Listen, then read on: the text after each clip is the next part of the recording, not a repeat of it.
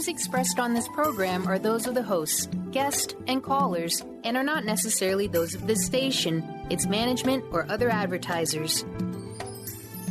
You're listening to Transformation Talk Radio.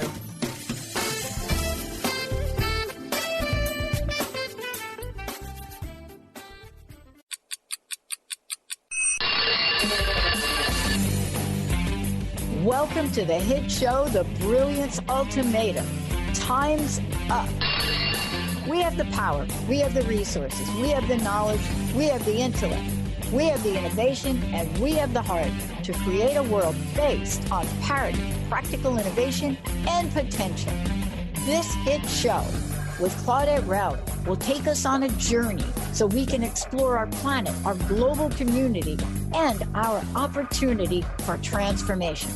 We need a cultural revolution that allows us to look past political squabbles, lack of humanity, and to what she calls reality resistance. So tune in. This is the Brilliance Ultimatum. And time's up.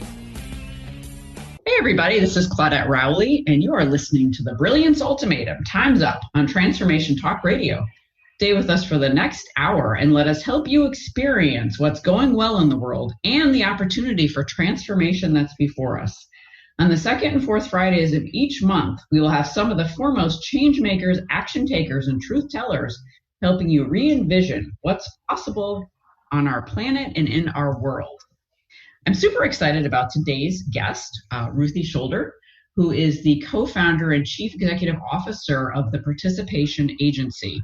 And I'm going to introduce her in a minute, but she and I are going to be talking about, how time is up for women in leadership right now. And she has a lot of great experience in that world as a woman entrepreneur. But let me introduce her. Ruthie's agency, the Participation Agency, has reinvented the agency model. And so they've worked to buck the trends of conventional pay-for-play opportunities in music and art, and started the organization to develop radical experiential campaigns with brands as partners, not clients. And they're focused on the idea of placemaking, which I'm looking forward to learning more about, and pioneered For Those Who Tour, a series of rest stops for creatives in developing markets. And so they've serving musicians on tour For Those Who Tour routes culture and arts through emerging markets across the U.S., reinvigorating cities with world-renowned talent and giving brand partners more organic exposure. So the Participation Agency has an international portfolio of clients, and they've helped drive multi-million-dollar campaigns for Fortune 100s, tech startups, and cities seeking innovation through the experiential. Ruthie was also named Inc.'s Millennial CEO Rising Star, and under her leadership, the Participation Agency has won a Clio, an X Award, and consecutive placement on Inc.'s fastest-growing private companies list. She's also one of Adweek's disruptors, a list of 39 women spearheading the revolution in advertising, media, and tech. Finally, Ruthie and her co-founder are also behind the Let's Work, a monthly gathering for women to rethink networking and for professional alliances developed in partnership with the Soho House. And she holds an MBA from NYU Business School. Welcome, Ruthie. Thank you so much for having me. I'm so excited to be here and to chat with you today. Yeah, I've been looking forward to it. So great, glad you are here. So the first question I have for you, and this is for those of us who aren't as familiar with your field, when we say experiential marketing, what are we talking about? Yeah, so it is actually a phrase that means a lot of different things to a lot of different people. So the basic way that people understand it are, pop-ups and activations, and anytime you're going into a branded live space, a branded live experience, is like the broad term of experiential. The way that my agency approaches it is that we create marketing platforms that are rooted in live experience, but have a big digital amplification strategy around it. So we always have the live piece working with the digital piece to achieve scale, but it always is rooted in some sort of physical experience. Wow, right. That's really, really fascinating, right? So you're the best of both worlds, right? The digital and the live. Yeah, because if you only, and also the third pillar of that is influencer, and we always say you have to have the digital, the influencer, and the experiential working together in order to achieve impact. Because if you just have one or two of those three, you're just not going all the way. And experiential is a space in the industry that is very resource heavy. It can really, really be unsustainable and inefficient if you're not very careful.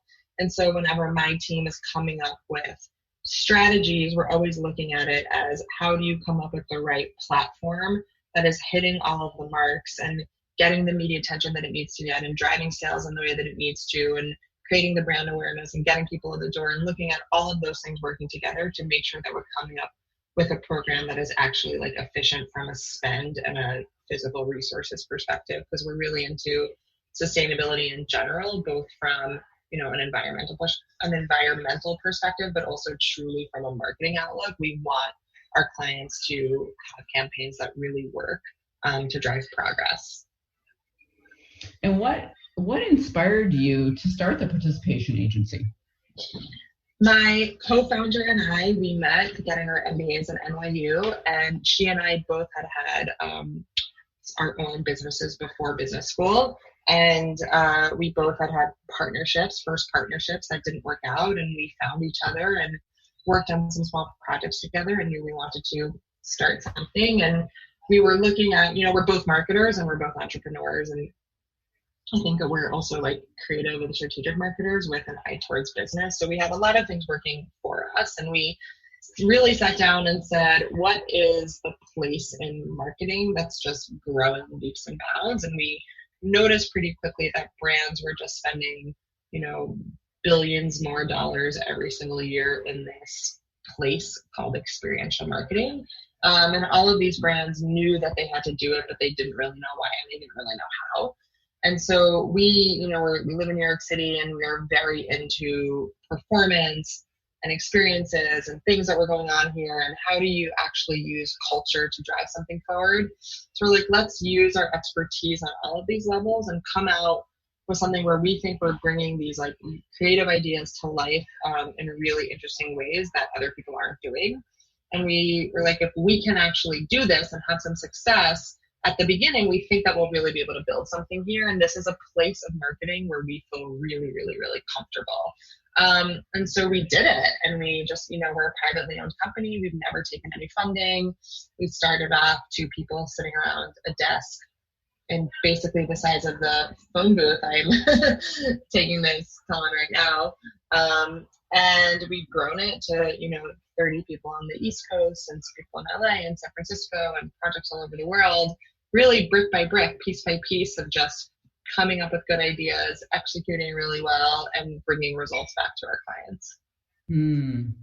So truly an organically grown company, it sounds like. Yes. Yeah. Yes. Yeah. Which I'm really proud of, and also happy, because I think that, I see a lot of my peers who took funding or who leapfrogged in certain ways, and oftentimes it catches up to them in ways that they say are very stressful.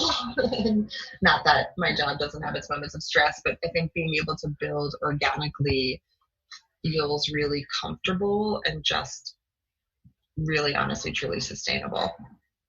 Absolutely. Yeah. Because you've been able to understand when to move forward and pull back, right? And kind of navigate in the best way possible. It sounds like, to grow the business. And I'm curious with the culture, you mentioned culture, right? That, especially being in New York City, right? And full of experience, full of culture, et cetera. So what's an example of how you really use the culture of where you're placed to help move the business forward? That's a great question. And it's also an interesting question because we do projects all over, and we actually are one of the only experiential team that has projects running for years on end. We're actually immersed in a lot of different city cultures. Like, we had a project in El Paso, Texas for 2 years as part of the music program that you mentioned. And getting embedded in a city and in a space, and being able to invite all different kinds of people into your doors, and being able to layer programming on top is so interesting. And honestly, it really works for whatever it is, the thing that you're trying to promote. And we use culture in all different ways. Like, we are on the receiving end of culture, especially in major markets like New York, where there's so much to take in all the time. And then we also are contributing to culture in a lot of ways, but we're always harnessing. The thing that we look for kind of the most is harnessing the energy of people doing really, really cool things around us. And the reason that we ended up in El Paso, Texas for 2 years was that we were scouting cities for our project, and we went there and we spent 2 days there. We were like, the 30-year-olds in El Paso, Texas are doing some really ballsy things, and they're starting amazing businesses. And this whole slew of people had moved from Austin to El Paso to start these really, really, really cool businesses and festivals and crazy bars and just all of these things where they were able to really take risks. And like, I think that brings a very, very, very special energy to a place. And then the other side of that coin is that we become very immersed with the decision makers in all of the markets, not all, but many of the markets that we're in. So in El Paso, we became friends and built a relationship with some of the people on city council. And they started to trust us, and we really started to understand what they were trying to do. And we always say, like, as New Yorkers, we never go into a new place trying to bring the New York. We really want to come in and understand what's happening in all different cultures and places, and be able to say, okay, we see you, and we see a way as marketers to bring something that feels a little bit unique, maybe a little bit different, but it's going to help get the shine if that's what that market is looking for, or be a support system for the entrepreneurs, or get the influencers like the musicians to stay longer and post about these cities on social. They're all different ways, but we feel like it's really imperative that we go in and we're really respectful of all of these things that are going on, but also that we have a point of view with our programs, and we say, we know from the global level that this program has a consistent and really, really interesting value add, but then we take a look at all of the different local markets and say, what's the right way to show up here that feels authentic and relevant to the people living here or the people coming through? Yeah, thank you for that. I think that's, you've articulated so clearly, like, right, you said really the best of both worlds, right? You go into a culture, you need to understand it to be successful, right? And to be respectful. And at Definitely. the same time, you're working on bringing in something that you think is really going to enhance, right? Yeah. And you have to be like really careful. And I think a lot of people, when they're doing things like this, and if they're not very, very deliberate, like, it is tone deaf, and can be offensive, and it might not necessarily work. So you have to be sensitive to like the overarching vision and knowing very clearly of what the end goal is and what you want to achieve, but be very open to adjusting based on whatever's happening around you. Mm-hmm. Absolutely. Yeah. It reminds me I do a lot of consulting in the culture space in organizations and businesses. And there's a lot of what you're saying is very similar to what I'm doing with, going in and really, sensing, assessing, understanding, honoring, right? Before I even say much. Definitely. And same with me as being in client services, for sure. I actually never thought about it in those words, but you're absolutely right. Yeah, there's a lot of standing back and understanding, right, first. So absolutely. But also like holding on to your point of view and being like, I am here for a reason, and I know my voice and my value, but I have to get the buy-in in all the right ways. Mm-hmm. Gee, sounds a lot like consulting. Anyway, we're gonna take a quick break, and when we come back, we're gonna learn a little bit more about the culture of the participation agency itself, and talk more about the leadership, being a leader of this company. So we'll take a quick break. Stay tuned. We'll be right back.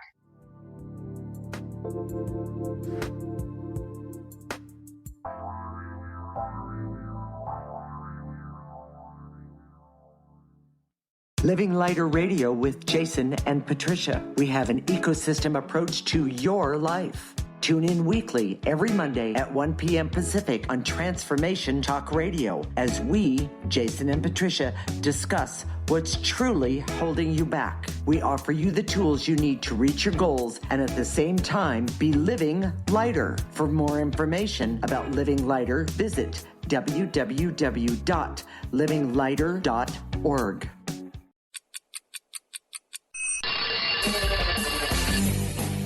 Coming to you live on TransformationTalkRadio.com is the Brilliance Ultimatum. Time's Up with Claudette Rowley. Powerful conversations, practical innovations, and transformative solutions as Claudette and her guests delve into the possibilities and what she calls reality resistance.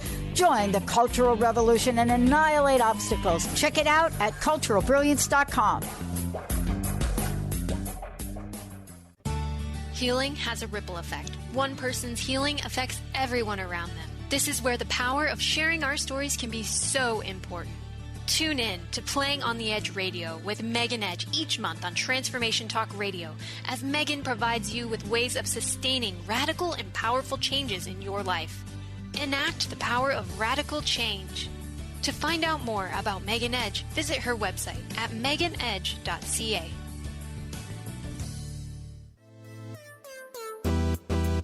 Your inspiration all day on TransformationTalkRadio.com. Hey everybody, this is Claudette Rowley, and we are back on the Brilliance Ultimatum. For those of you just joining us, my guest today is Ruthie Schulder, who is the co-founder and CEO of a really interesting organization called the Participation Agency.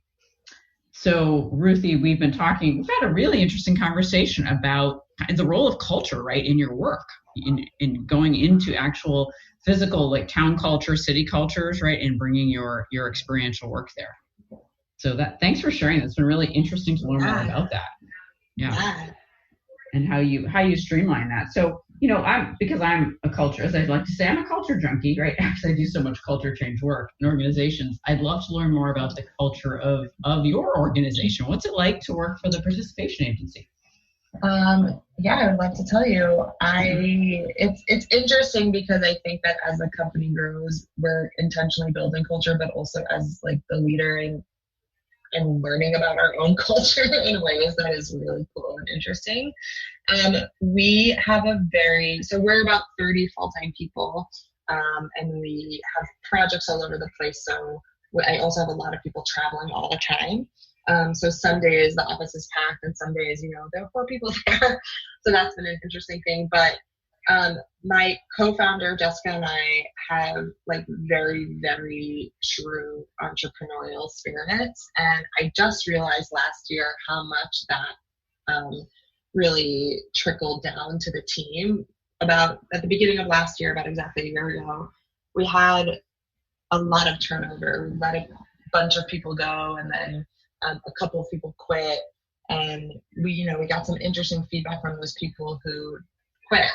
And so we took the 7 longest standing people in our company, and mixed with some of the top performers, and we brought them into a room and we gave them a heads up, and we said, we want to sit with you for 2 hours, and we want you to tell us all the ways in which we're messing up. What are we doing wrong here, basically?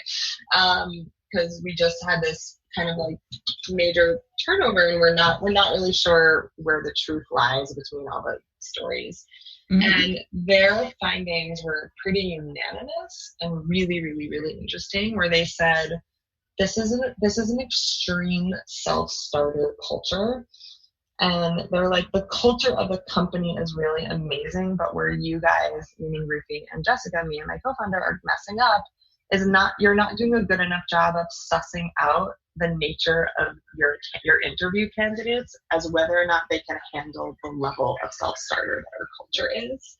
And they're like, everyone that ends up working here that is a high performer is so happy and is so driven.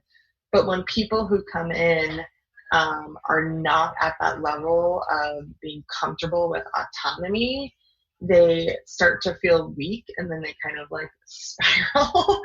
And then these people who are sitting in the room were like, and then because we're so go, go, go, and we are also performance driven, we sniff these people out, and then the spiral just continues and they don't make it. Mm-hmm. Which to me was just so eye-opening, because it's kind of I think it's kind of a dream for me to have a team of people who really, really can handle their own, and can really who takes so much pride and value in being performance driven. And we're a lot of our work is conceptual, so some of the performance driven is qualitative, but a lot of it really isn't. A lot of it is just, we believe in the work and we want it to be the best work possible. And we want to work hard to put out products and ideas and digital tools and all of those things that we believe in from start to finish. And they've taken ownership of that. And that is something that I'm so happy about that we have in our culture. Another really big thing for us, and for me specifically, 2 points, is that we have a no drama culture. Like, there's no gossip. Like, gossip is not tolerated. Blame is not tolerated. If somebody is remotely trying to throw somebody else under the bus, Jessica and I shut that down so hard and so fast, which I think makes it a really pleasant place to work, because I don't think that that's true of a lot of company cultures. Mm-hmm. And then just final thing that I'll mention, we have a lot of values, but those are some of my favorites. And this final one that I'll mention is, I'm a huge believer of owning curiosity, and especially because we're in client services and we work with a ton of giant corporations. Something that I see often is that in these giant corporations, people don't feel like they can own curiosity. Like, if you're in product design, you're in product design. If you're in X group, you're in X group. And I'm a huge believer that people should stay in their lanes, but I also think that it's good to understand, or it's good to question, and it's good to have tons of hobbies and passions, and go out and bring inspiration back to your team. And I know for myself that that's been incredibly beneficial to what I can bring to the company. And so we really encourage people to just be endlessly curious, and we support them in a lot of ways to do that. Thanks for that. Yeah. And I love that. I love that, owning curiosity, because Mm-hmm. it's so, like you said, in a lot of large companies, actually curiosity can kind of get you in trouble, right? Yeah. Or it's absolutely discouraged, and it's there's no point in it because it just doesn't go well. Yeah. Yeah, that's exactly. and the no drama is great. There's a great book called No Drama Leadership that I love. Yeah.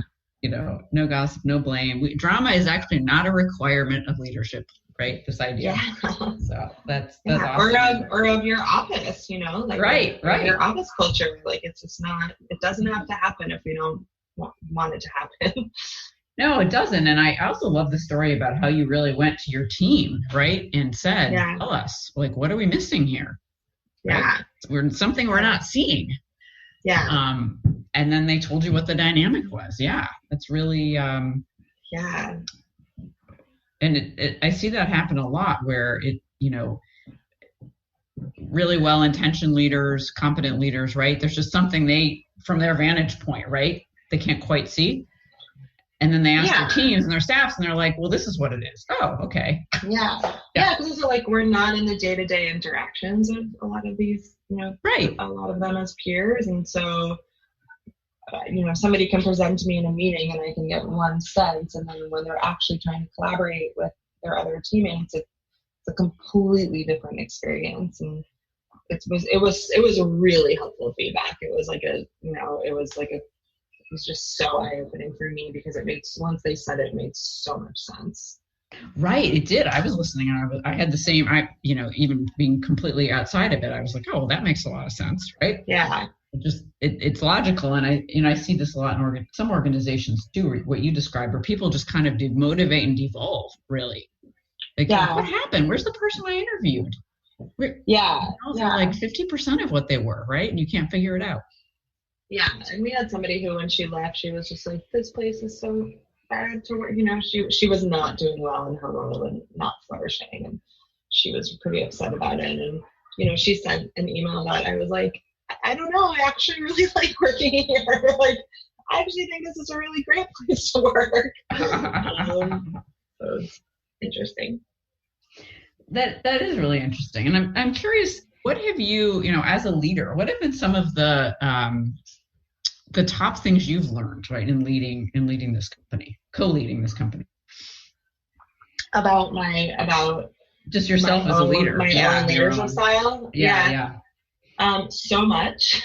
I think I spent the first year with my executive coach talking about just that, and she really pushed me to continue to define what kind of leader I want to be and how I want to show up. And it's interesting because my co-founder and I have different leadership approaches, where Jessica takes more of a managerial approach and I take more of a mentorship approach. So she's more sort of like tactical in the day-to-day, and I'm more, how can I grow you? How can we have conversations where you see me as an empathetic leader? How can I understand some, interpersonal things that are affecting your career that I can help point out to you to help you grow? And that's a really, really, really comfortable place of leadership for me, because I like going, sort of like this other side of this, having a very self-started culture. Me personally, like, I don't love to manage people on day-to-day stuff. I just don't. I'm a compartmentalized thinker, and I like to kind of like do my own work and have check-ins, but not get into the weeds with people. But I love mentorship, and I love talking about, how do you feel you're doing, or like, what did you learn in that meeting by how did you read between the lines of what that client was saying, and trying to honestly just hone the softer skills has been my general in it with my people approach. And then, I am sort of like the protector of the company and the gatekeeper and the guardian in a lot of ways. And so for me, for my own evolution as an entrepreneur, there's been a lot of, as I get more mature and more sophisticated, and as my business grows and I feel more, I'm in less of a hustle mode, and I'm like, okay, we're going to keep the lights on. As we become more and more and more successful, I've been able to be hardcore about the boundaries, but to be less hard. So how can you be like a soft, hard leader where like people don't mess with you, but you don't have to feel so wound up about certain things all the time, has been something that I've just worked on, or not even worked on, but as I grow in the role and as the company becomes more and more successful every year, things that stressed me out 2 years ago don't stress me out anymore. And that's doesn't mean they're not important. It just means I figured out a way to let them affect me less. And so that's been amazing for my own leadership, because I don't get riled up about things that aren't worth getting riled up over. Yeah, it sounds like there's more discernment, right, with experience. And a lot of that comes too of like, I have a CFO, like I have people now in roles where like I can also pass off some of those things that were stressful for me before. Right. But yeah, it's discernment, and it's also just like managing emotions and knowing that like I'm looking at a situation very specifically because I'm bringing my own thoughts and feelings into it, but that's not necessarily in alignment with what the facts are. And two other people in the room could read the situation differently. And so I'm trying to say, if something's really stressing me out, I try to take a minute and say, what are 3 other ways that somebody could look at this situation? And am I seeing it the right way, or am I seeing it in a way that's being led by my emotions? Yeah, really great questions. Everyone who's listening, right? What are 3 different ways we could look at the situation? I mean, some really great coaching questions in there. So thank you for sharing those. We're gonna take a quick break. This is Claudette Rowley, and you are listening to The Brilliance Ultimatum. Stay tuned. We'll be right back. Tune in to The Truth is Funny with Colette Steffen each Wednesday at 8 a.m. Pacific, 11 a.m. Eastern on TransformationTalkRadio.com. This hit show will have you thinking outside the box and riding the wave of infinite potential. Join Colette on the Higher Self Network, inspiring listeners to shine their brilliance and ensure success while roaring with laughter as they recognize the humor of the giant cosmic joke. Visit thetruthисfunny.com.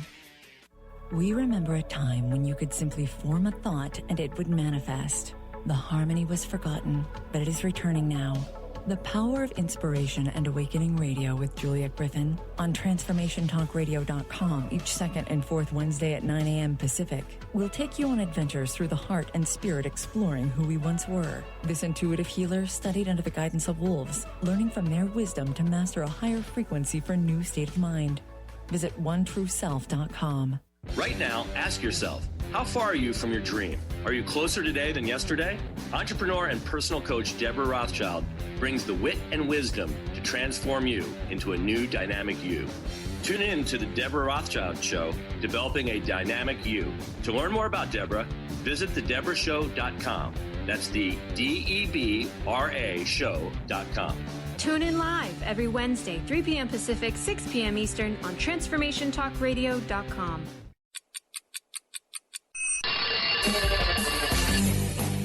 Coming to you live on TransformationTalkRadio.com is the Brilliance Ultimatum. Time's Up with Claudette Rowley. Powerful conversations, practical innovations, and transformative solutions as Claudette and her guests delve into the possibilities and what she calls reality resistance. Join the cultural revolution and annihilate obstacles. Check it out at culturalbrilliance.com.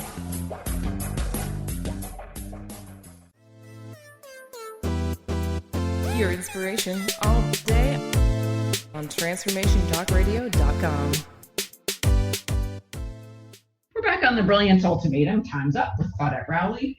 I'm here with my guest today, Ruthie Schulder, who is the CEO of the participation agency. So Ruthie, before we dive back into our really fun conversation, how can listeners learn more about you and your company? They can go to our website. It's thisisthepa.com.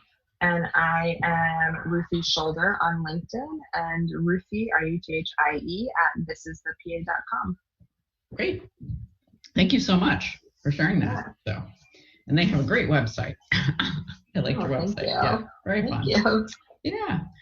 So, one thing I'd love to ask you more about is what is it from your perspective, some of the biggest misconceptions about women in business right now?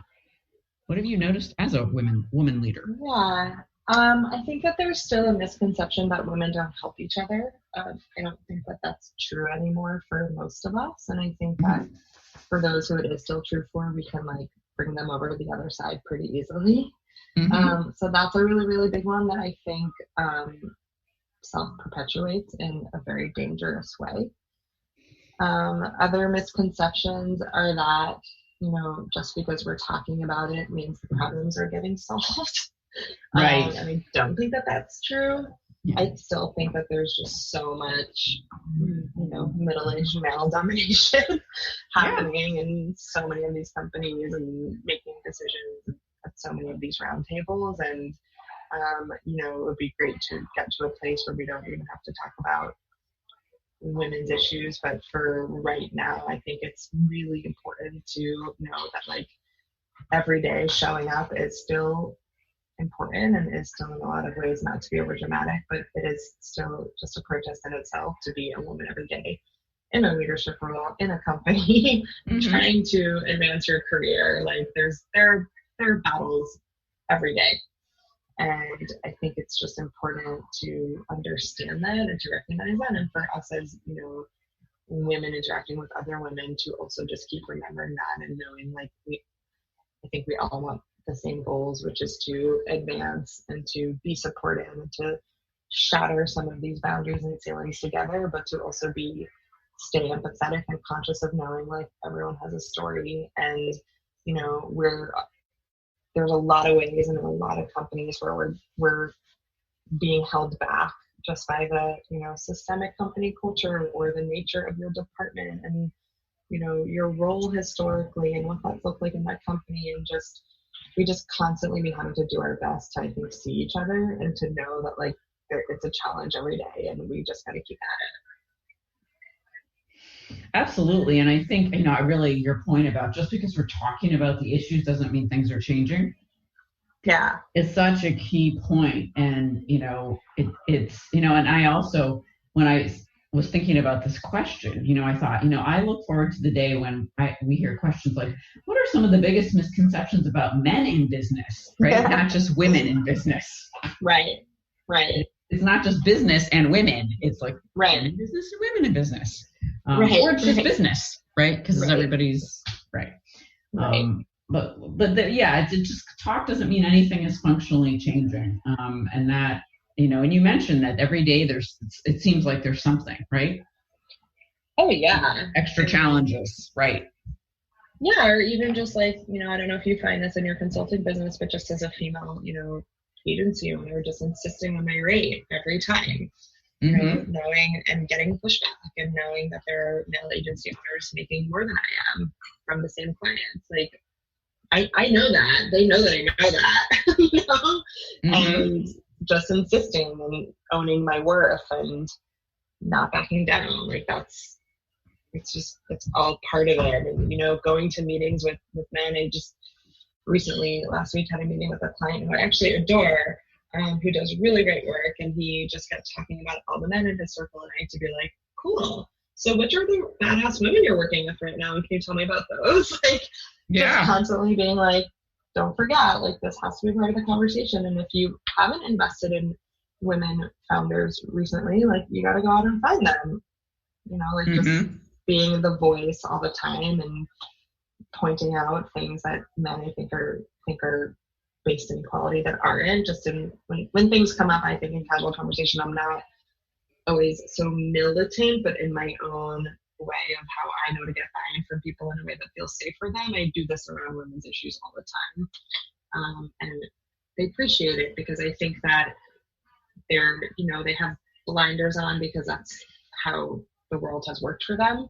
Right. And they just don't see it because they don't see it. They're not trained to see it. So now that I'm trained to see it, I point it out in ways that I think will resonate and actually be effective for making change in that one person's opinion. And that, and thank you for doing that. And, you know, you have your style and your way of handling and interacting with people. But in general, what are some ways we can deal with some of these misconceptions, you know, and correct them? What have you found? I mean, it's easy for me to say because I own my own company and because, like, I'm a very type A militant feminist Aries, you know, like, it's easy for me to lean into and to own because it just is. It's my personality. And I see women in my client companies and, like, I don't know if I were them in their situations, how differently I would be able to do it. Like, it's really hard. There's a lot of challenge. And to just say I have to make myself heard at every meeting or else, you know, I have to talk just to be heard. Like, I don't necessarily think that's the right approach either. And that is something that I hear where they're like, well, I have to just say something even if it's repeating or, you know, it's not the right thing just because I don't want them to think I'm not contributing. Like, I'm not sure that's the solve, but the biggest thing for me, and I mentor a bunch of younger women in some of these big companies, and I do think that this isn't transcend age, and I'm about to say is just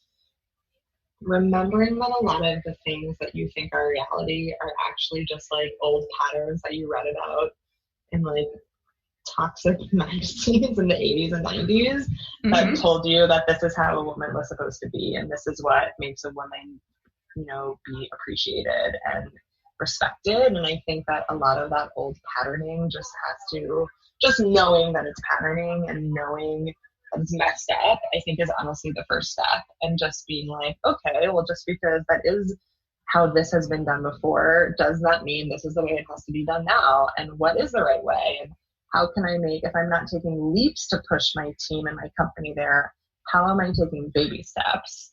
And what does that mean for me? And how can I do it in a way that feels like I'm a progressive human, but doesn't make me feel so scared that I'm going to get fired? Like, I think it kind of comes into that root of just like gaining a little bit of confidence and gaining a little bit of clarity and space from the daily and from the challenge to say, what even got me here? And how can I start to discern what is real versus what is just programming from when I was 16 and reading, you know, Cosmopolitan. All right, that is such a key point, you know, and I thank you. I hadn't really ever thought about it that way, but how much is of what we expect of ourselves as women or we think is expected of us comes from this old patterning that maybe nobody actually cares about anymore. Like, I think people care. Like, I still think that's the expectation. I just think it's on us to pave the new way. And the patterning creates blocks in our conscious and in our subconscious of feeling like, you know, I'm not worth it, or, you know, I have to please that man in the boardroom in whatever way so that he likes me, you know, like it's sort of all intertwined. And it's just about starting to unpack it to even be able to say, oh, that's why I didn't speak up, or that's why I talked too much, or that's why I thought I had to wear this outfit. You know, like it all kind of starts to go together and build on each other once you start to say, what's blocking me now from breaking through this? I had an experience, I think it was about 5 years ago, roughly, and I was went to a meeting. It was a networking group, and won't say what it is because it's nationally known. Just to, maybe become a member. And I was talking with another woman there. There were more men than women.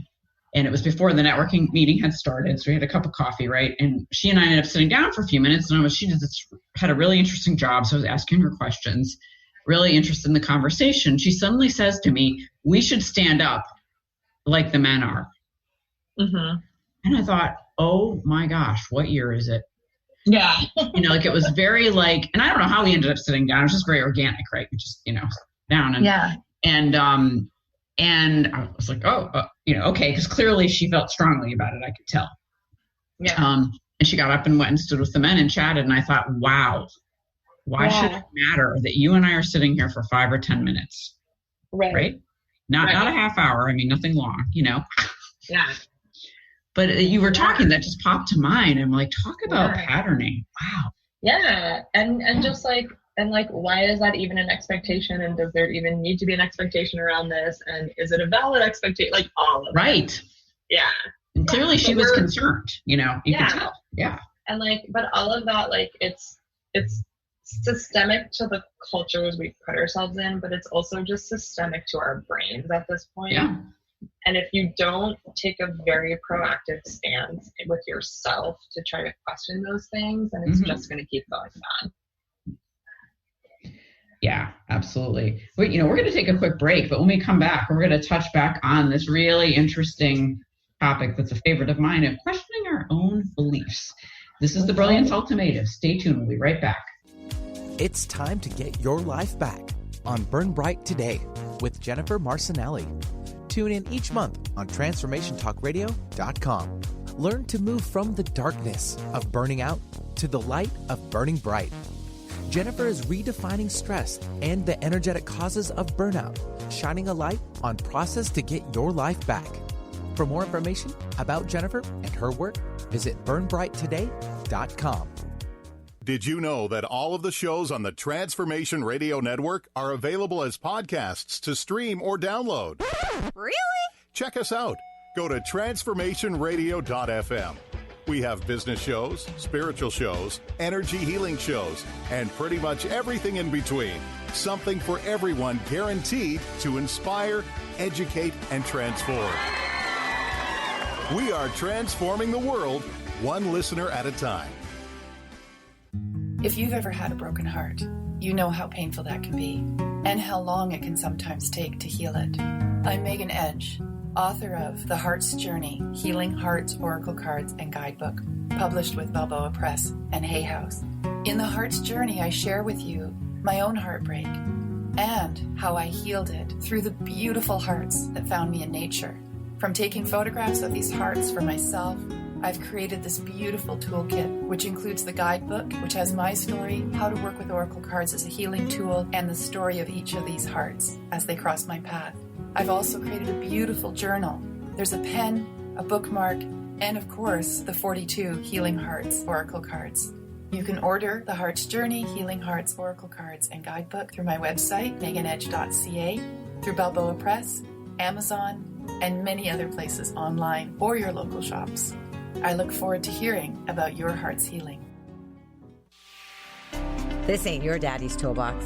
Are you ready to empower yourself with the right tools to support your body from the inside out? Join the Oil Lounge as they guide you in building your wellness toolbox of essential oils and plant-based products. It's time to ditch the toxins we're exposed to on a daily basis. The Oil Lounge is committed to sharing the value of essential oils. They offer simple and easy ways to use these life-enhancing products without breaking the bank. Are you ready to start building your everyday wellness toolbox? Visit theoillounge.com today.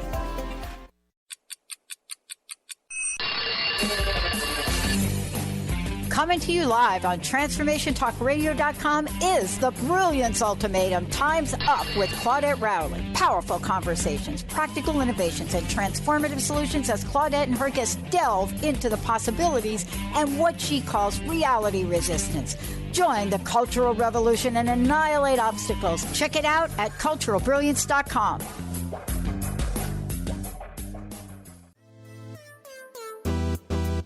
Your inspiration all day on TransformationTalkRadio.com.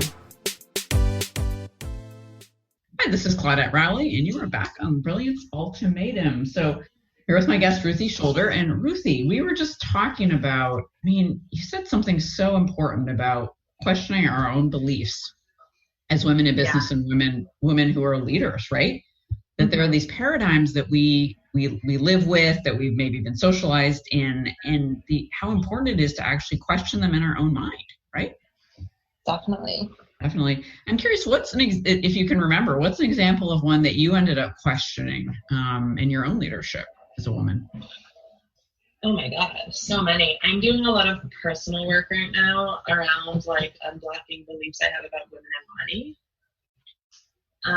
And my mom was a stay-at-home mom, and a lot of the women in our community were stay-at-home moms, and just I'm realizing now that I realized a long time ago that I didn't have a lot of women career role models, but that I didn't have a lot of women who were successful in their own right financially. And so it's been a huge block for me that I'm just realizing now of something that's been holding me back. And so I'm really diving into that. I do this manifestation workshop, digital platform called Expanded, or To Be Magnetic, I think is the official name. And so I'm doing it through there, and it's been really interesting because I realized for me that blocks around money are very directly linked to feminism.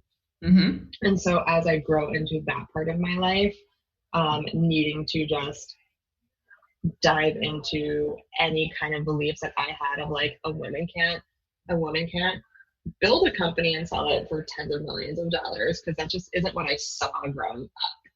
And so I'm really taking a deep dive into that one. Other beliefs that were sort of hoisted on us, but I think we've had to just overthrow, not even question, are, we have great relationships with a lot of our clients, and truly love them, and we're thought partners with them. And we had one a couple of years ago who would come to New York and have meetings with us, and his daughter was living in New York, and he'd bring his daughter to the office and be like, can you or someone on your team watch my daughter while I go do meetings? Oh my gosh. And for a little while we were because we want to make our clients happy, we were sure. And then I was just that is so messed up. You would never ask a male agency owner to do that. You just wouldn't. That would never be a thing that would happen ever. And right. I'm just that's messed up. And no, but as women, and as I'm a mother, and as I love kids, and, as caretakers and caregivers and all of it combined, people pleasers, we wanted to say yes and all these things, we just had to be step back, unravel this. It doesn't mean you're not maternal. It doesn't mean you're not good at your job. It doesn't mean you're not good at service. It just means this is inappropriate. And the answer is no. Exactly. And that's the long and short of it. Yeah. If you're not going to ask that guy, don't ask me. Mm-hmm. Absolutely. And it's a great example of that client's unconscious bias, most likely, right? Oh, they're women. Totally. Yeah. Can you watch my daughter? Right. 100%. And she's a great kid. It's I hang out with her. It's just it's inappropriate. Right. It's a place of business. Right. It's not appropriate. Yeah. So thank you for sharing some examples. Yeah. Of things. And those are great ways, right? We can start questioning our own beliefs. Okay. Yeah. If what if this is not appropriate, right? What is this really about? Yeah. What is this person communicating to me, right? Through this kind of messaging. What's really happening? Yeah. And what I'm learning too, because I do a lot of inner work, and it really helps me in my business life as I become more self-aware of what is blocking me. Whenever I feel I'm hitting a wall in any capacity of personal, professional, anything, I'm starting this practice of saying, okay, what was I raised to believe? Because there's always a reason and there's always a way out. But if you don't figure out what that is, you can't transcend beyond it. And so it's just become a huge part of my practice to get into those kinds of things and to figure out the hard things that are completely below your level of consciousness. That come out through meditation and stuff like that, and asking yourself really hard questions. And it's fascinating. And once I get those aha moments, I'm oh, I see it, and that makes perfect sense. And now I'm not going to do that anymore because I get it, and I'm done, being held back. I'm done holding myself back. Yeah. And it was, when you were mentioning about, yes, a woman can, create a $10 million company and sell it. And it was reminding me of just, realizing I guess for some reason I'd never really internalized this, but, it wasn't until around 1970, right, that women couldn't go out and get all their own credit cards and run all their own money and everything. Yeah. And I thought, oh my gosh. And the person who was speaking about this point was, we expect women to hold all this power through money, which is great, except only a couple of generations, 2 or 3 3 generations or so of women, right, have actually been able to do that. Yeah. It was not this hundreds and thousands of years of experience, right, of having money and power and property and all that. So I think that's really, and so here we are only 50 years later, right? Yeah. And which isn't much time in the collective consciousness to really be shifting these beliefs, right? So I love that you do this internal personal work, right? It's such a great, quick way to shift our beliefs.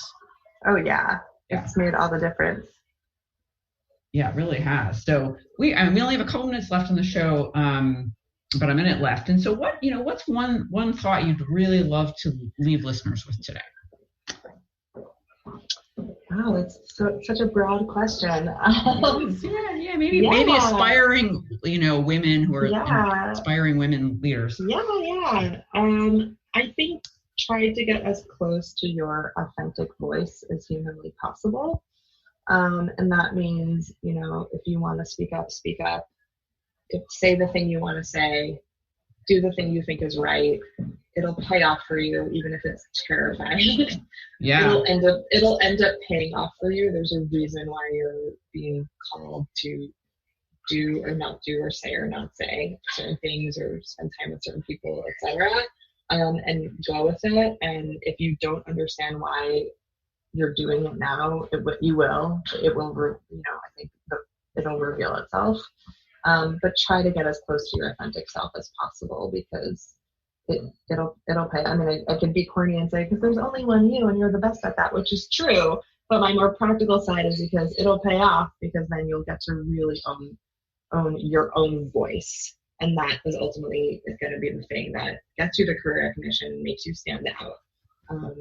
And that's my advice. Thank you. That is a wonderful note to wrap the show up on. So thank you so much for sharing. Ruthie, thank you for sharing your expertise, your journey with us today about being a woman leader in this really wonderful company, the participation agency that you co-founded. So thank you so much for being here. Thank you for having me. Yeah, absolutely. I also want to thank all the listeners today. Thank you as always for tuning in. We always have a great time. Please join me the second and fourth Fridays of each month at 1 p.m. Eastern, 10 a.m. Pacific. Have a great couple of weeks, and we'll see you back here next time. You've been listening to the hit show, The Brilliance Ultimatum, Time's Up, with Claudette Rowley. Tune in next time on TransformationTalkRadio.com for powerful conversations, practical innovations, and transformative solutions as Claudette and her guests delve into the possibilities and move beyond the mindset of division. Each show, Claudette strikes right at the heart of the matter and looks past political squabbles, lack of humanity, and what she calls reality resistance. We just need the will. For more information about the Brilliance Ultimatum, Time's Up, visit culturalbrilliance.com and join the cultural revolution. See you next time.